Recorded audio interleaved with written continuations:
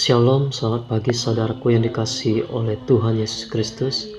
Renungan firman Tuhan hari ini adalah perjuangan dan iman dan hati nurani yang murni. Dalam kitab 1 Timotius 1 ayat 18-19 berkata, "Tugas ini kuberikan kepadamu Timotius anakku sesuai dengan apa yang telah dinubuatkan tentang dirimu, supaya dikuatkan oleh nubuat itu engkau memperjuangkan perjuangan yang baik dengan iman dan hati nurani yang murni." Beberapa orang telah menolak hati nuraninya yang murni itu, dan karena itu kandaslah iman mereka. Kunci dari kesuksesan Paulus dalam pelayanannya adalah karena Paulus senantiasa memiliki hati nurani yang murni. Paulus hidup dengan hati nurani yang murni, artinya hidup terus-menerus dengan hati yang telah mendapat cahaya Tuhan, serta belum mendapat pengaruh dari luar. Dan Paulus melakukannya di hadapan Allah dan manusia. Saudaraku yang terkasih dalam Tuhan, hari ini kita belajar dari Paulus bahwa hati nurani yang murni adalah kunci untuk kehidupan rohani dan pelayanan yang berhasil. Hati nurani yang murni memengaruhi hubungan kita dengan Tuhan bersama. Dengan hati nurani yang murni, maka kita akan memiliki pikiran yang positif dan hidup berkenan kepada Tuhan, serta menjadi berkat bagi orang lain.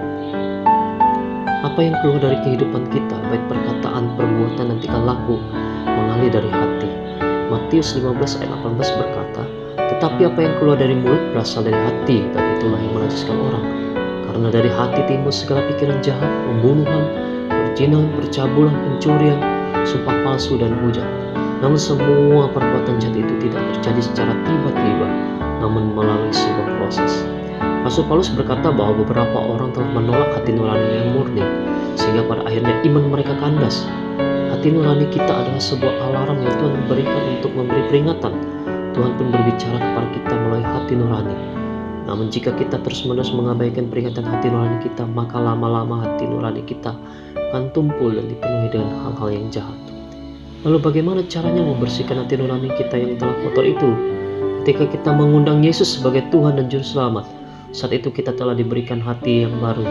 Hal ini dikuatkan dengan pernyataan dalam 1 Petrus 3 ayat 21, di mana melalui baptisan manusia lama kita telah mati, dan manusia baru bangkit bersama kebangkitan Kristus.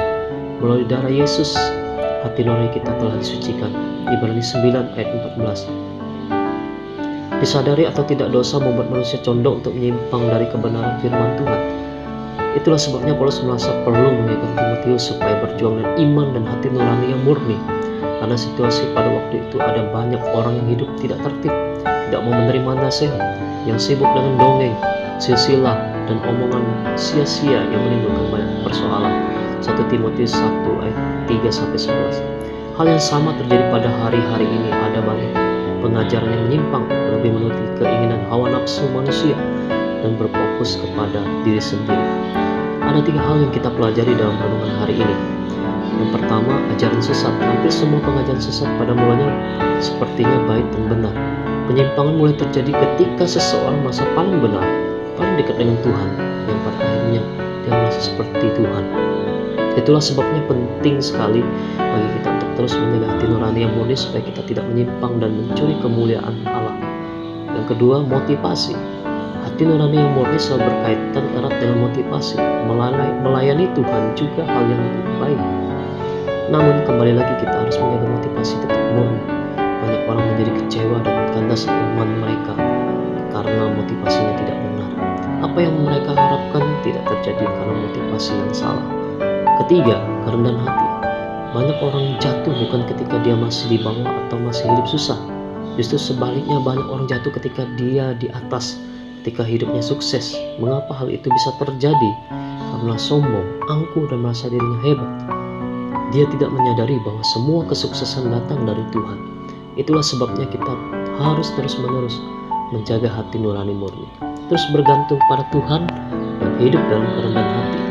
Jadi hari ini kita adalah manusia baru yang telah diciptakan menurut kehendak Allah di dalam kebenaran dan kekudusan yang sesungguhnya.